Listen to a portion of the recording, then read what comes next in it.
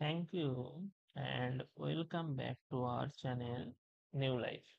আজ আমি ক্লাস 5 এর পেজ নাম্বার 213 বিষয়বস্তু নিয়ে উপস্থাপন করেছি। বিষয়বস্তু হচ্ছে ঐকিক নিয়মে সমস্যা সমাধান করতে হবে, মানে ঐকিক নিয়মে। ঠিক আছে, প্রথমে এক দাগেরটা কি বলছে? 7 জন লোক 12 দিনে যদি 4,200 টাকা আয় করে, তাহলে 8 জন লোক 9 দিনে কত টাকা আয় করবে? ঠিক আছে, তাহলে কত টাকা আয় করবে?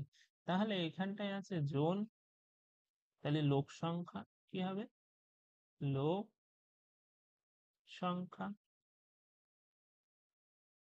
লোক সংখ্যা ব্র্যাকেটে কি লিখতে পারো? জন। ব্র্যাকেটে কি লিখতে পারো? জন। আর একটা কি আছে? দিন সংখ্যা হবে। দিন সংখ্যা, দিন সংখ্যা। ঠিক আছে, দিন সংখ্যা। আর একটা হচ্ছে টাকার পরিমাণ। আর এটা কি হবে? যে টাকার পরিমাণ কি হবে? টাকা বা টাকার পরিমাণ। যাই হোক, হলো। তাহলে লোক সংখ্যার ওখানে কি হবে?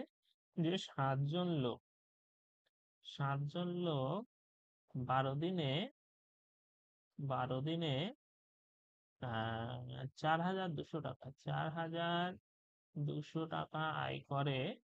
তাহলে 8 জন লোক, 8 জন লোক 9 দিনে, 9 দিনে কত টাকা আয় করবে? একটা জিনিস মনে রাখতে হবে, এই অঙ্ক করার সময় যদি বেশি হয় কোনো কিছু, যদি কি হয়? বেশি হয় কোনো কিছু, যদি বেশি হয় তাহলে কি হবে বলতো? বেশি হলে গুণ, বেশি হলে, বেশি হলে, বেশি হলে গুণ। আর কম হলে, কম হলে হবে ভাগ। ঠিক আছে, এটা মনে রাখতে হবে, ভালো করে মনে রাখতে হবে এটা।